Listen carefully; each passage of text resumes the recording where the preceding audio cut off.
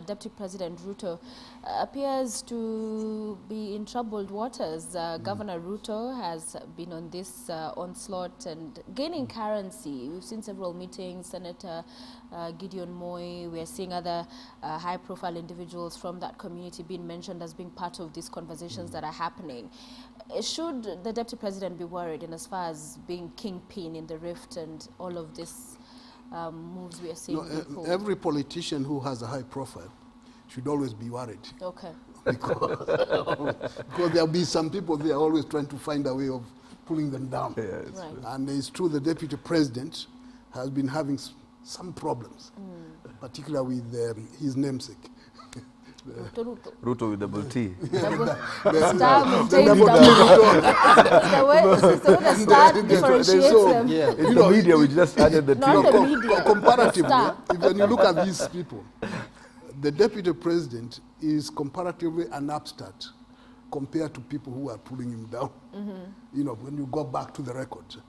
And there is an element of envy here, that these young upstart has come up and taken over the whole thing. Remember when President Moi was in charge, he was in charge. And there was an assumption that maybe somebody of his choice who appeared to be the leader. And then this fellow comes from nowhere and sweeps the board. So there are those who are politically older than the deputy president. Yeah. And they feel that they do feel something about it. And so some of them have been trying their best to cut his coat down a little bit. It's clear that the Moi family has had some problems with him. So these are normal things to expect in political dispensation. Do you see him surviving it? Do you see that Yeah, this I will think take away from... No, he will survive. He'll He'll survive. lose a few here and there, but he will survive. survive enough to still make him 2017 come the bargaining chip of I still have these numbers? No, Ruto is still going to be there. My expectation is that 2017 is not an issue because it will be Uhuru as a candidate and Ruto as deputy candidate, and they will sweep the borders. Right. Now, what happens after that is another matter. Senator, your thoughts on his woes? You know, Bill, William Ruto, that is famous, went around lighting fires everywhere in other people's stuff. He's part of the engine about trying to destabilize CORD in the Coast region. We came in, we consolidated our territory. Right now, all they have is social media, you know, people who constantly are using it to discredit people. But outside that, I think, in terms of consolidating the CORD cost dominance, I think we did fairly well to repulse that entry. So what has happened, Wazungu Sema, what goes around comes around. So now he's having a bigger problem than even we had, because you see, our problem was not the people of a certain stature. It was some lightweight politicians who benefit from fundraisings and a few other little things that were more enticing for them. Now they have two people, in my assessment. One who represents wealth, which is a critical element of political mobilization in Kenya today as it is. And then an extremely populist politician who is very appealing in his own regard, who has built a lot of capital as a defender of devolution, the Ruto with double T. So I think Governor Ruto is no person, not Mashetani for that matter, because the Rutos are using the Mashetani types. So, but Governor Ruto is not Mashetani.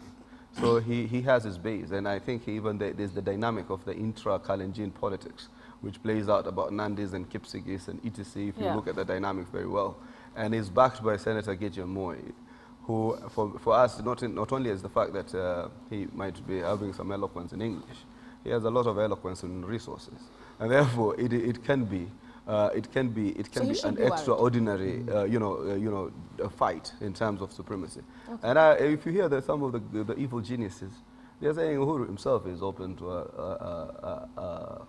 re-evaluation a Gideon vice presidency, or for that, because I mean Gideon's father has done for Uhuru much more favor than he's the one who brought Uhuru from wherever he was to politics. All right, what are your thoughts?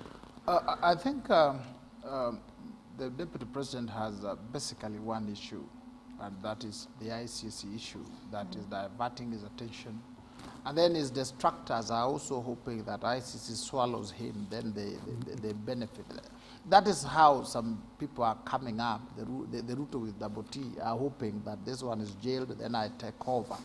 But we know that the deputy president, if he focuses his attention, if the ICC issue was on the sides, he is consummate, eloquent, has a lot of energy, and would walk over all those people. And those who are thinking that the president would be leaving Mheshimiwa Ruto for either another Ruto with double T or somebody else, these people were there when the president opted for William Samoei Ruto.